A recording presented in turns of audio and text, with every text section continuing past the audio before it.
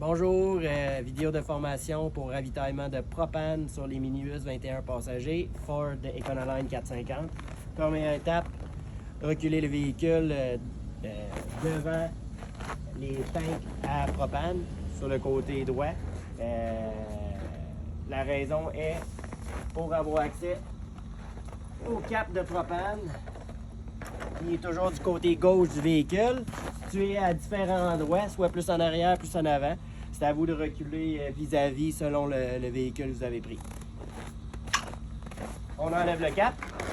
On vient ensuite ici au terminal et on vérifie que le bouton stop est bien fermé. Ça, c'est position on.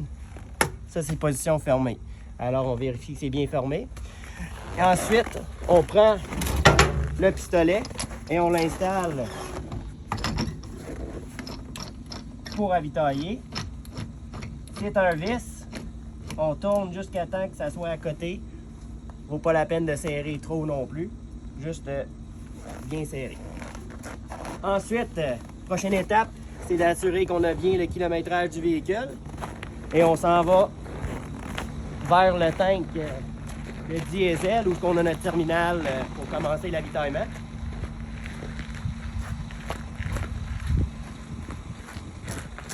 On suit les étapes normales d'avitaillement que je vais énumérer ici juste par principe. Fait que première chose, on choisit notre pompe. Le tank à propane, c'est la tank numéro 3. Alors, choix de pompe 3. On continue, valider votre choix. Enter.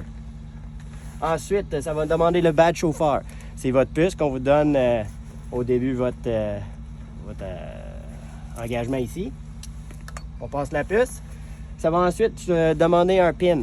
Je vais cacher le mien, mais on met notre PIN à 4 chiffres que vous m'avez donné lorsqu'on vous a engagé.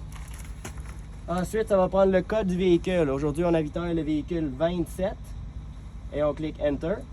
Dernière étape, ça va demander le compteur de kilométrage. Moi, je l'écris tout le temps. Il ne faut pas se tromper.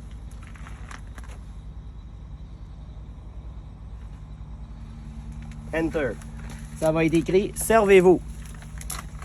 Une fois que c'est écrit, vous avez 60 secondes pour vous rendre à la tank et partir la pompe.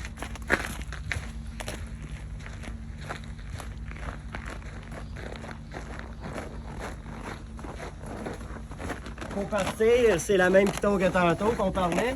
Le stop. Fait que là, on tire. On va voir que tout se met à zéro. On entend l'activation de la pompe et il va se mettre à rouler. On attend à peu près, ça prend 10-15 secondes avant qu'il soit prêt à avitailler. Je vais m'éloigner juste parce que c'est bruyant, mais on prend tout le temps des gants pour tanker à propane.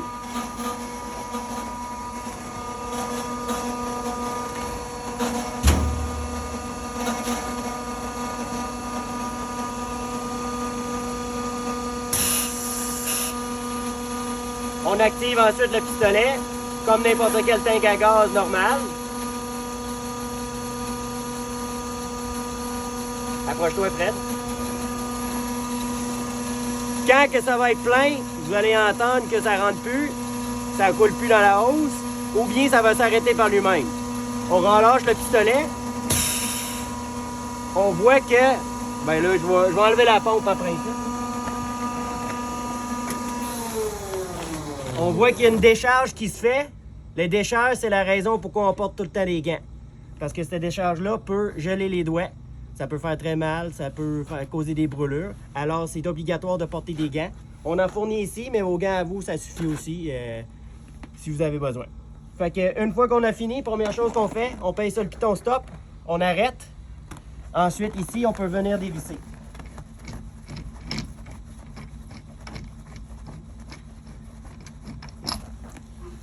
On repose le pistolet ici. Je remets les gants. Et dernière étape, on va revenir reposer le cap à fioul. Cap à propane si on veut. On twist jusqu'à temps que ça l'arrête. Et là, on fait un petit tour vers l'arrière. Juste pour pas que, surtout l'hiver, que ça gèle en place. C'est quasiment impossible à dévisser après ça. Puis c'est pour vos confrères de travail la prochaine fois qu'ils vont vouloir tanker. Ça, cela complète la vidéo de formation de propane. Puis, merci de m'avoir écouté.